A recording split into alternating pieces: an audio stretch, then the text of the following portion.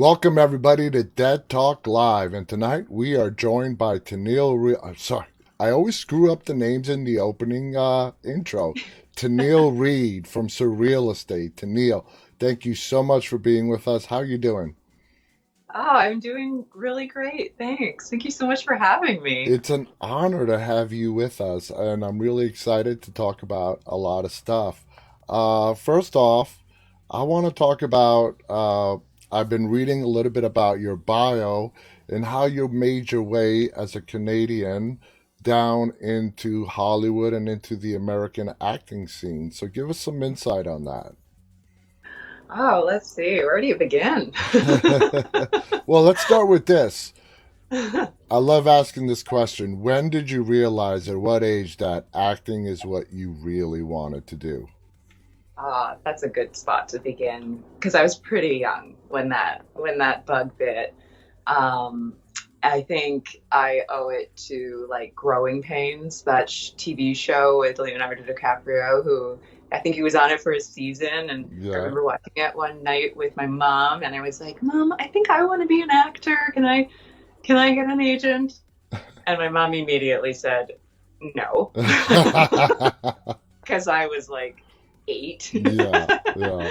um, but after that, I just kind of always engaged with like school plays and storytelling, and whenever we could do like a skit for a project instead of writing a report, I would be that kid. And that carried me through high school. I did a bit of it in university. And then I took some time and just kind of did not that.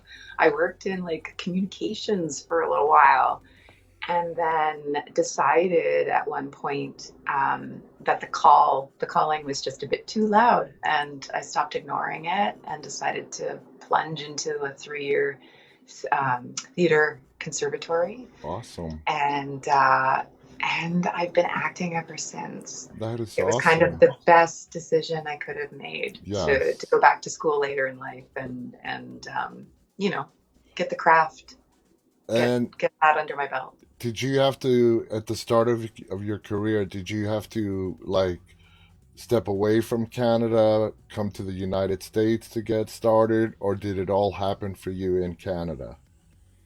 It did happen mostly in Canada.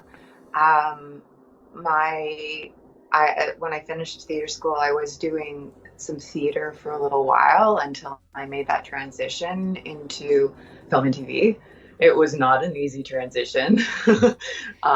They say it's like it's the same thing, you just act a bit smaller. But for me, it was like, that's going to take a few years, Yeah. which it did. But it was here in Toronto that I landed some really great gigs, like Schitt's Creek and Mm-hmm. then Working Moms. And I even auditioned for Surreal Estate from Toronto. And I mean, it shot in St. John's, Newfoundland on the east coast of Canada. So I haven't had to go too far for work. But the shows have broadcasted internationally, Yeah. which has been to my advantage. Yeah, absolutely. Now, talking about working moms, that is what's listed as what really got you onto the map. What was that experience like for you? It was a lot of fun. It was a lot of fun.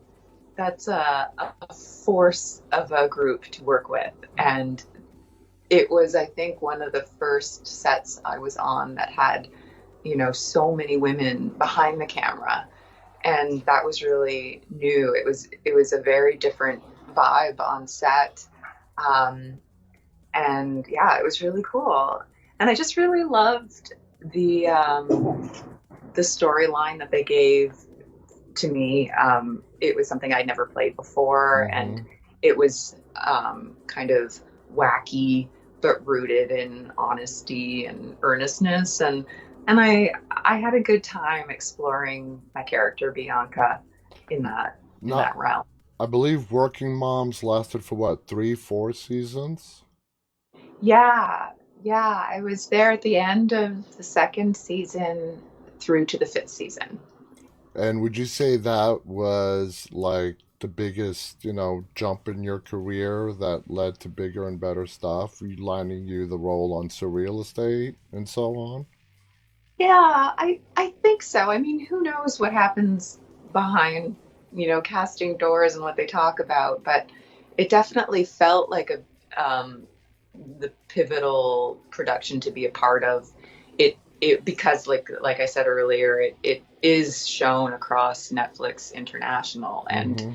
um, it became um, it became what people would, come up to me on the street and recognize me from, Yeah. which would be really cool. And they love, like, the fans of the show are so hardcore and they just adore it. So they had no problem just, approaching me and telling me how much they love the show. And so I feel like that is that show for me. Now, you mentioned auditioning for Surreal Estate. How did that go? Was it a tape? Did you have to do multiple call-ins to get the part? Walk us through how you ended up getting the part on Surreal Estate. Yeah, that was a tape. It was in July of 2020, and not too much was casting in person. Most Mm-hmm. of it was all on tape, and so my agent gave me the script, and I loved what I was reading, and I put the scenes that they requested on tape, and I didn't hear from them for maybe 3 weeks to a month, and Which then is I got pretty the call, common. which is pretty common. And it's just the right amount of time to totally forget about it. So that when you do get that call, it's such a pleasant surprise and like oh wait, what? Now, when you read the script for Surreal Estate, it is a different type of show. What did you think of it about the whole story? These people that go around, real estate agents that clear houses of, entities that, have not moved on. Well, what were your initial feelings? I was really excited by the script that I read. I loved the humor that came up um, throughout it. Amidst all this scary stuff, there was always humor, and the writing was really strong. And when I was working on the scenes, just saying the lines was easy for me to do. Like, it wasn't effortful, it wasn't hard to get off book. There was something about it that resonated with me.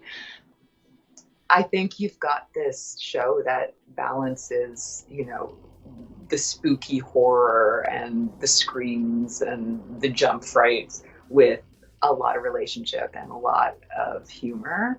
Yeah. And that's kind of a rare recipe. And Yeah. so when I saw that, I was like, yes, yes, please, I'd like to be a part of that. So when we watched the pilot, you were a big part of the pilot episode. Uh, were there any doubts when you signed on that you were just going to be there for one episode and then they changed their mind and they wanted to make you a regular? Or did you know right away that you were going to be in, or at least as of now, 5 episodes into the show? Yeah, I believe the show or the audition breakdown for me said it was a recurring role. And definitely the pilot was Megan, my character, Mm-hmm. um, Megan Heavy.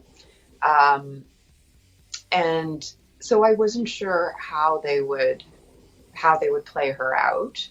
Um, but after a few talks with my agent and then the show's creator, George Olson, um, I was under the impression that they would write her in to further episodes.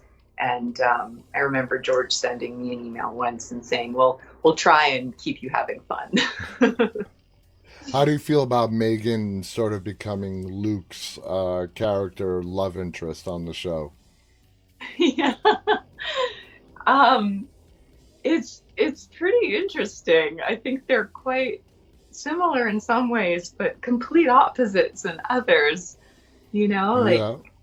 they're both logical and pragmatic, um, and set in a reality.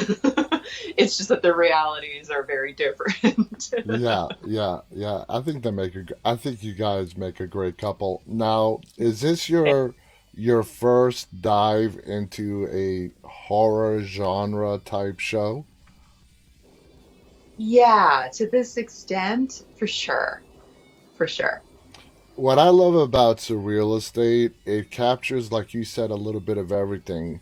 It reminds you a lot about like Ghostbusters, the way they have these contraptions to capture the spirits, but there's a lot of character depth. Just this last Friday, we got a deep dive into Adam's character, Father Phil, which was great. And it seems that with every episode that we go on, we get to find out more about each individual uh, character, which I love. They're not rushing it. It's a nice. They're taking their time to present us the characters, including Megan Donovan yourself, in a not rushed fashion. Do you like that aspect of the storytelling? That it's not really rushed? Yeah, I do. It's that slow burn effect that is really satisfying and rewarding at the end because it allows you, as you're watching, especially right now because it's being released weekly, Mm-hmm. a new episode is released each week. Um, it gives you time in between to kind of think about the characters, uh, come up with questions. Um, and then the next episode, you get just a little bit more of a reveal of a particular character or relationships between a couple of characters, and I do enjoy that in a viewing experience. Now, would you say your character Megan, when with the pilot, she was a complete skeptic, and would you call her a believer now with all the stuff that she has seen, or is I she would still say, kind of on the fence? yeah, I think she's kind of on the fence still. I think she's curious and open to possibilities, but I just think her scientific, um, Rationale. yeah, that kind of rationale, it's a hard thing to just toss aside and jump in feet first in the opposite direction, you know? Yeah, yeah. But I mean, we'll see what happens in the following episodes and if that changes.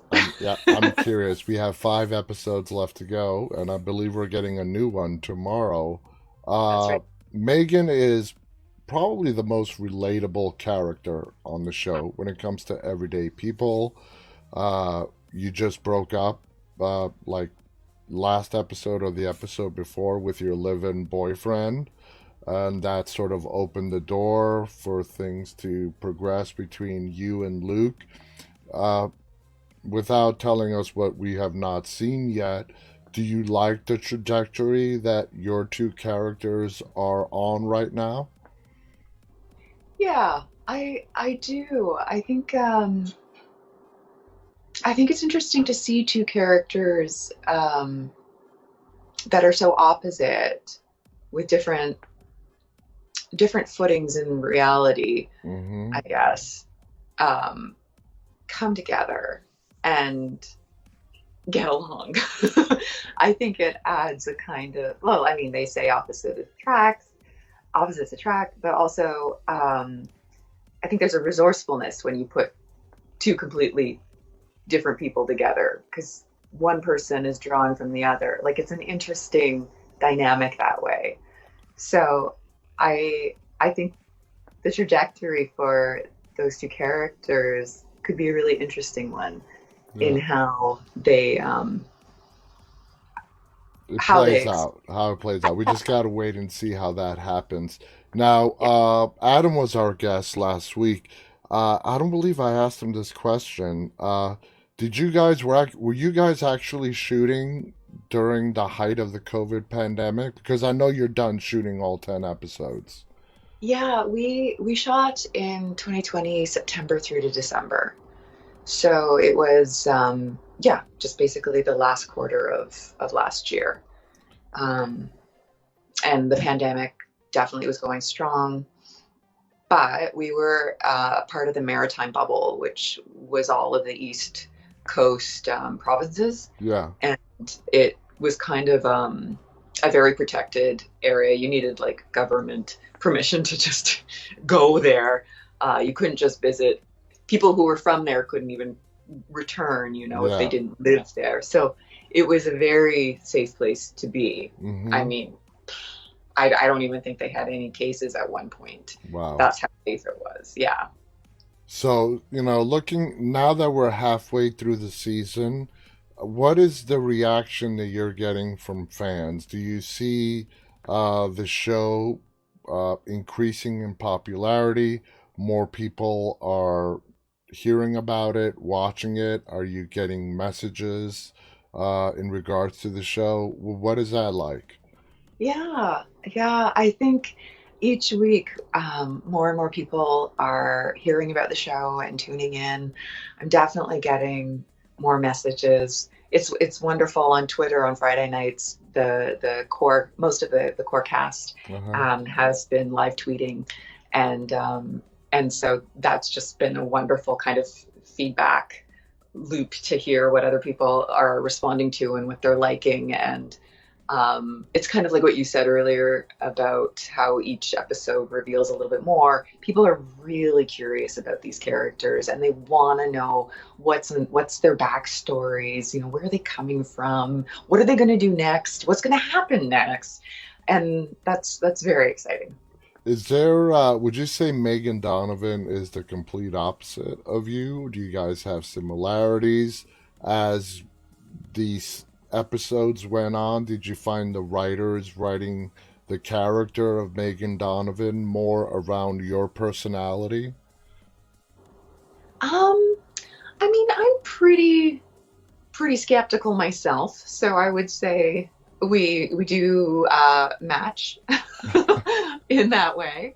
And I wouldn't say that I'm a non-believer, but I do I'm pretty skeptical, or I don't want to believe so much in like spooky things unless unless it's like they're friendly spooky things. I love that scene when you and Luke are sitting in the diner, I believe, and he basically says, "Well, I don't believe in ghosts either. I just work with them." And that's a Yeah. very contradictory statement. No, I don't believe in them. I just work with them. What do you think about his whole take on his work? Yeah.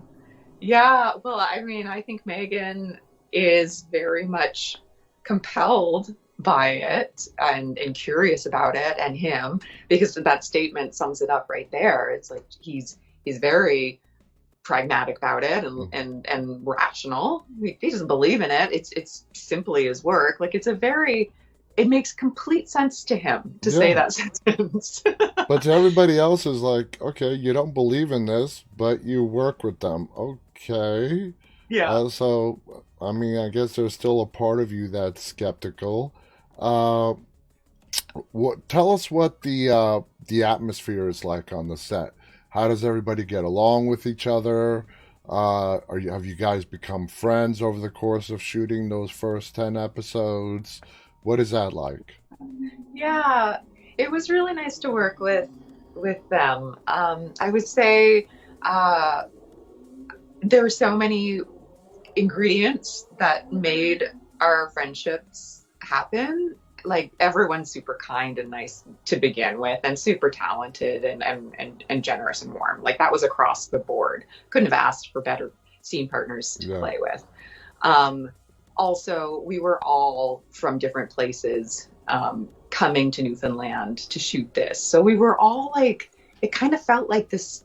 this surreal camp where we were all working on a project together. So there was this common ground, and we were all newbies to this place. So, when we weren't shooting and we had some spare time, we would go out for dinner or a brunch here or there. And it was a wonderful way to decompress and also just exchange thoughts about our characters and the show and our experiences so far. And we're all still in touch, even though we wrapped like back in December. We're all in a group chat and Just waiting to find out what the fate of the show is going to be. that's basically all we ever talk about. Now, pretty much right after Megan meets Luke, you fire him. Because, and that has happened to him quite a bit over the first 5 episodes. It's Yeah. like, well, you're here to fix the problem, fix the damn problem. Uh, do you think that's right? I think that's very realistic and probably would be the reactions of most people. Did you find that credible and believable as well? I do. I did. Yeah, I definitely did. I think when you sign on with a real estate agent, you basically think it's a simple transaction. Here's your house, get some people in there, sell it. This situation is not what people kind of bargain for. If there's No. a metaphysically engaged house that we're talking about, all of a sudden there's this extra step in there in selling the house. And, you know, Megan didn't sign up for that. No. Let me ask you this. This is an interesting question. So, the way they dealt with the problem in your house is they sort of found the entryway, the portal in your basement, that they basically just put a lid on it. And it sort of stopped the spirits from coming in. If you were to put yourself in Megan's position and you were living that, would that be okay with you, skeptic or not? The fix to the problem is let's just seal the door and hope that no one comes through. If it was me, like Yeah, Tennille, yeah. Tennille, how would Tennille feel about living in a house like that? hell no. No, done and done. Where's the hotel or the Airbnb? Yeah, where do I submit my booking? Yeah, I would have a very hard time staying in a house with a sealed, no matter how sealed it was, portal to Wherever. wherever. Exactly. I'm right with you on that one. One of the scariest scenes in the first few episodes is where Megan is watching the television and these terrifying images come up.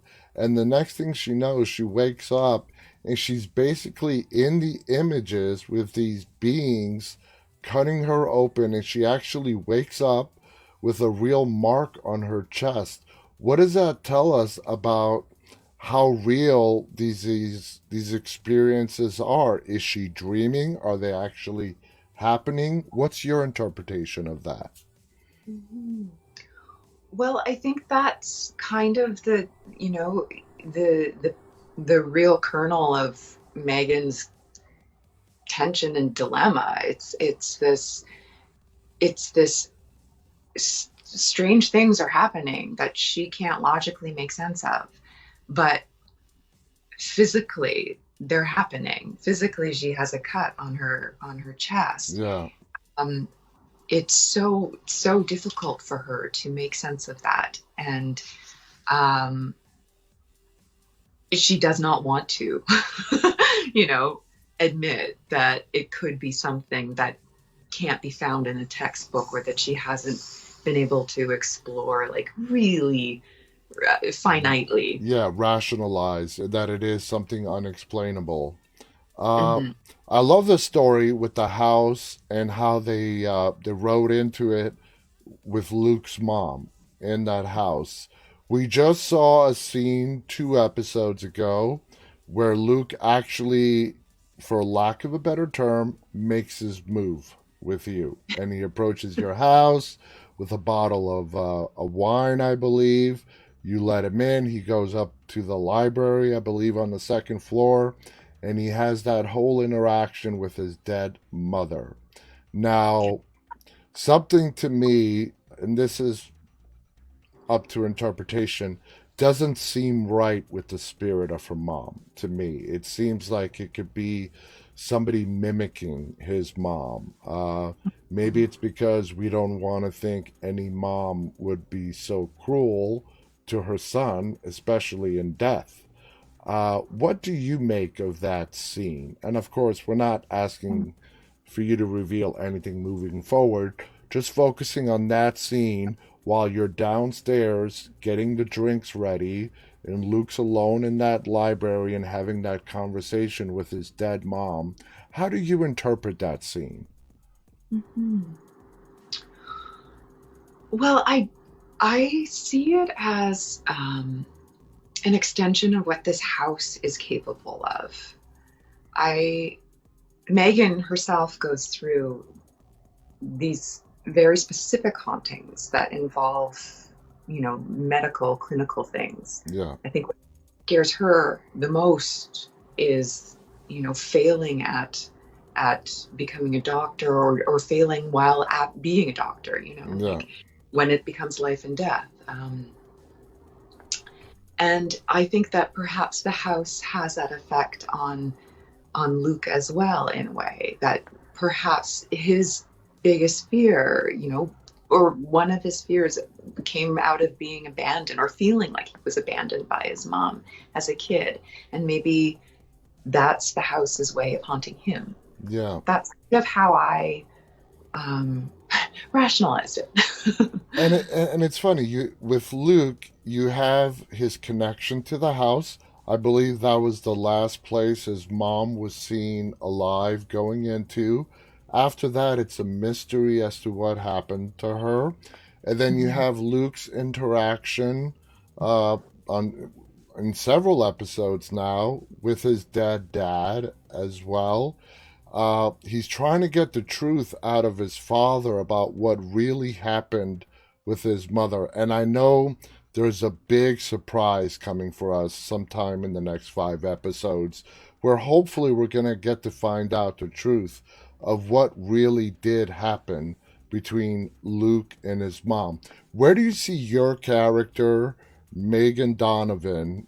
Do you see her fitting into Luke's present in as far as helping him figure things out, or even in his past that she's not even aware of? Hmm. That's sort of a complicated question. I'm sorry. That's okay. That's interesting. I hadn't thought about like where it could go in terms of her helping him from the past. That's interesting. I know for the present, I definitely see Megan. She's that kind of caregiver, and as much as he is there for her at the right time, um, because Brock isn't. Her Mm-hmm. house is like, shooting books off of bookcases. The um, fireplace is attacking you. Fireplaces are exploding, whatnot. I think for Luke, Megan's there at the right time too. That she is someone that he um, confides a bit with about his mom and that experience. Um, Maybe for the first time with anybody, Mm-hmm. and because she's so grounded, um, she's able to provide that kind of like, a bit of a pillar for him. A comfort zone, somebody that he can feel, he can trust, he can talk to about. And I Yeah. think you'll be very curious, moving forward, that we get into, besides the episode by episode different stories involving different houses, that they start building a background story that spans multiple episodes. Like the story between you and Luke is a part of that right now. You guys met in the first episode, but your chemistry is growing as we are halfway through the season now. And I think it would be great to continue building on that and seeing a deeper connection develop between Luke and Megan that involves possibly finding out the truth with his mom. That wasn't a question. I don't expect you to answer it because it'd be giving stuff away. But personally, I'm really looking forward to see where the writers take it in regards to that. That has me really, really uh, fascinated. As far as the show's future, I assume everything is still, let's wait and see where the season is, where it finishes, as far as getting a season two and whatnot, correct? Correct. Yeah, we still don't know anything about a season 2 yet. That'll be We are, fun. we are so hopeful though. Now, when Adam was on here, I mentioned this earlier as well. He made a lot of Ghostbuster references. Do you see that in the show? Were you a Ghostbusters fan? Okay, so I'm a bit of a scaredy cat when it comes to scary things, and I know that Ghostbusters is like mild scary and like kids watch it. That being said, I couldn't. So the Ghostbuster references are kind of over my head because You never watched it. if I think I have watched like part of it, but honestly, like I can't even remember. I was Yeah. probably under a blanket. Well, it's very similar to Surreal Estate, where, they build these contraptions and they trap ghosts. And I love it.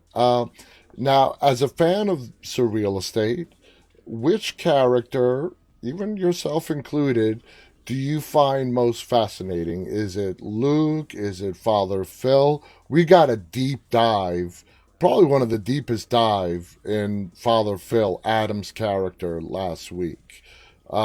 And I like that we got to see the different layers in him, how he admits to missing being a priest, and that whole exchange while he was sitting there and you saw the portrait of Jesus and he was having a conversation with it.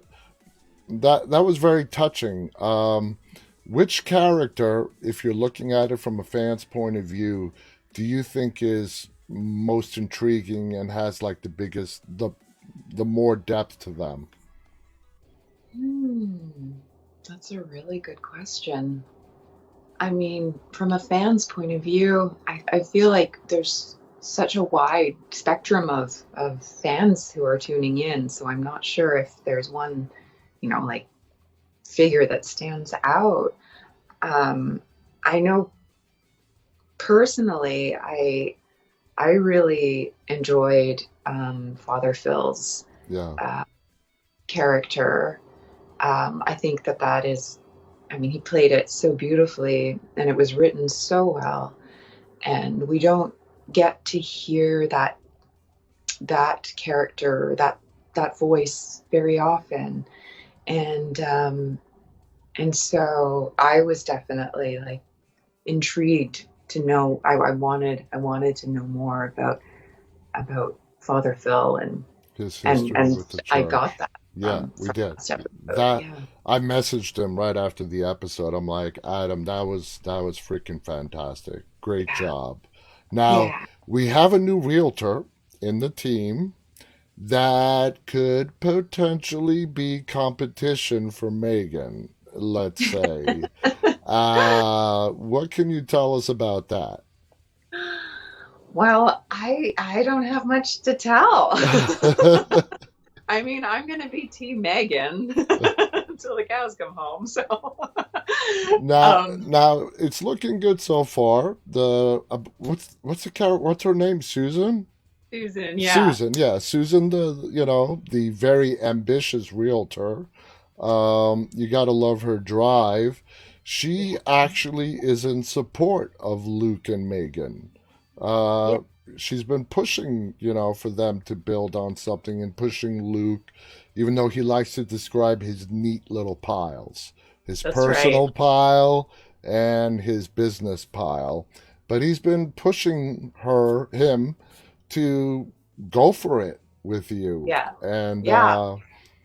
Yeah, and Susan, her past job went up in flames, literally, because of her relationship with her boss. Mm-hmm. So, I think she mentions that from the pilot, It and does, yeah. it's kind of a path that she's not interested in going down again. So it'd be it'd be interesting to see if that's ever explored. But it is definitely, Susan is that character who has been like the most um, encouraging and supportive Of bringing of Megan and Luke together. to, to seek out Megan. Yeah, Yeah, but yeah. there's still a part of me though that thinks that she may have a thing for him, and she knows that it's wrong. She, like you said, she's been down that road with her old boss, and it ended very badly for her. So I'm hoping she's genuine because I like, Team Megan and Luke better. And I like Susan and Luke becoming good work friends Mhm. and having somebody to trust. How do you find working with, and I'm forgetting the actor's name. God, it's on Oh, tip of, Sarah Levy, the one no, who. Luke. Oh, Luke. with Tim. Tim, thank you. Yeah, How do you yeah, find working with Tim and your guys' scenes together? Is he easy to work with? You guys have a lot of fun? yeah. He's very easy to work with. He's very generous in scenes and on and off camera. I didn't know him before working with him, and the first time I met him face to face was when we started actually acting together in a scene because there was just no time, and because of COVID Yeah, protocols, no one was allowed to kind of be meet. close. Yeah. And yeah, I had heard that he was just a lovely guy to work with, really down to earth and super cool. And sure enough, he was. He was. Now, I know the majority of your work has been in television. Have you done a lot of films? um, a few films, and some short films, and yeah, indie films. So a little bit, but definitely TV. TV is knocking more on my door. Do you But I do find, get to, yeah. oh, sorry, I was going to ask you, do you find one being a bigger comfort zone for you than another? I mean, TV, I think, has become a bit of that because I'm just so much more used to it. I'm used to the pace, and I know what to do now to prep um, and I like the energy of it, how quick it is. Um, film film has a beautiful quality to it that I'd love to do more. Mm-hmm. And the last film I worked on was with Adam McGoyan on his project, and it was yeah, it was refreshing because I'd been doing so much TV, and all of a sudden I was in this new environment where everyone was kind of taking a breath you know, before executing something, and I mean they had the time and funds to do that. Yeah, yeah. But it was a nice change of pace. Now, as your career progresses, do you want to explore a lot more different characters? Do you want to push your limits? Maybe even do actual uh, a scary horror movie? Do you find yourself, because when you're filming a horror movie, it's not the same as watching it. You're there, everything is Right. fake. Are you interested if somebody comes calling you and say, "Hey, and we have this script we want you to read. It's a bona fide horror film, really scary, but if the character is intriguing to you, do you see yourself taking on that role?" 100%. Yeah, I would love that. It's exactly what you just said. It's totally different to be in it as it is to be watching it. And I I love the heightened intensity of acting in a horror Yeah. genre. That's thrilling to me, and so I think I would have a lot of fun. Now, how important to you is it as an actress to see what you can do? Keep pushing your boundaries when it comes to roles. See what you're capable of. Is that something you want to explore to keep pushing your limits and seeing just how far you can take things? For sure, yeah, for sure. It I think that's what makes a career satisfying for me is to be able to try different characters and explore different mindsets of characters and people and see how it comes through me as a performer. That's where that's where all the gold is when you get to really stretch. Yeah. And I've been able to do it a little bit more in theater, um, in cast, in when I've been cast in theater, and so um, yeah, that is something that I want more and more in my TV career. Now, Surreal Estate has a huge potential of becoming a long running series. And I'm not just saying that. It can go three, four, five, 6 seasons. I could see it happening very easily. As an actress, again, going back to the whole actress question, do you see yourself getting locked into a character for that amount of time as being restrictive to you as an artist? Or would you be happier playing Megan Donovan for, 2 or 3 seasons and yet still be able to explore different characters and try to bring them to life? I think it depends on how the storyline gets written because I don't have any problem with playing a character for a long period of time if they are put into different experiences and situations that demand different kinds of exploration. Mm-hmm. That I wouldn't have a problem with. And a show like Surreal Estate, because there's so many. I mean, I realize that every episode there's a house, and there's a specific entity that is being dealt with, but the scope of in that is so huge. And, you can play with present time, you can play with future past, like Yeah. um, There's a lot that of room for growth. there's so much room for growth. Exactly. So, I like the writing so far on the show. Do you like how the writers are taking the show? And do you feel as the show progresses and hopefully gets renewed for a season 2, they are going to make your character, Megan Donovan, a lot more because we really don't know you that well yet. The first episode was a lot about you, and then since then you've popped up here and there. Are you really fascinated to see? Well, you already know, at least for the next 5 episodes, where the character goes. But are you really interested to see if it goes beyond that? How the writers take the character of Megan Donovan and how deep they explore her, and what you can do to make her your own character. Mm. Hmm. Yeah, I am interested to see where else she can go, what the writers would do with her. I think there's, the I was talking to Adam about it at one point when we were shooting about like, is there room at the agency for Megan? Do you need? I was thinking, do you need an on-site doctor? Because there are a lot of things that go awry in those houses, and Yeah. maybe you need a medical professional.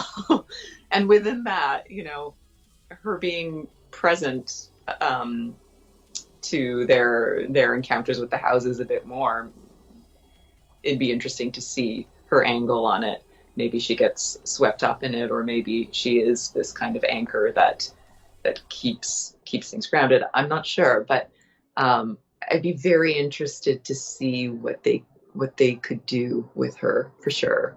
Personally, would you like to see Megan, from what we've seen so far, be kept separated from Luke's job? Besides that first episode where he came to work for you, and have her story just be involved with Luke and become friends with, the rest of the realtors?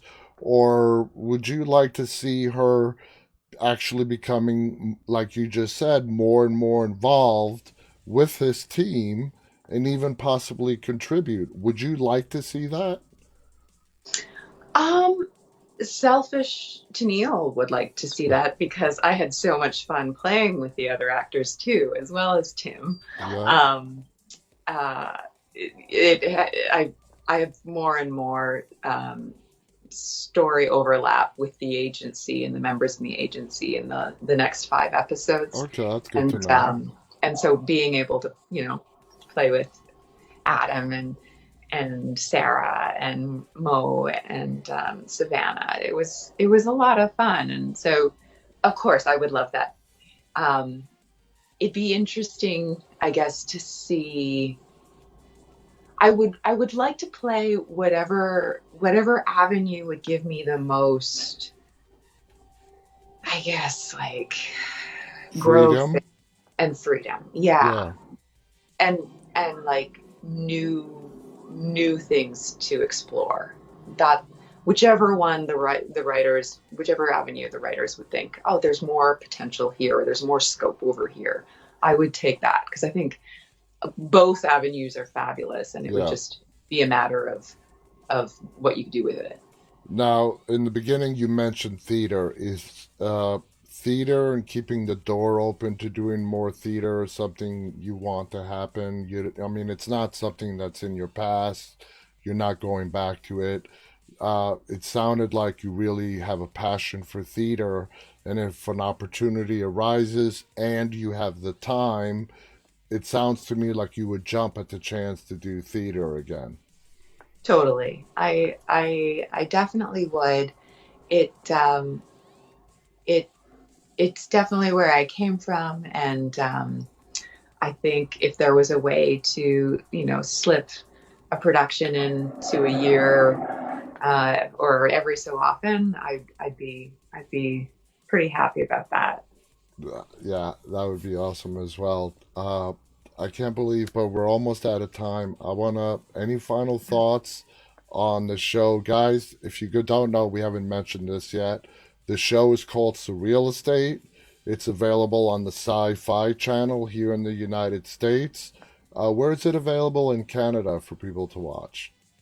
So it's on CTV Sci-Fi, Okay. and you can watch it on the network, or I think it's also available on the website on their app. And it's at the same time, Friday nights? That's right. Yep. So the show is called Surreal Estate, guys. It's on Friday nights on the Sci Fi channel.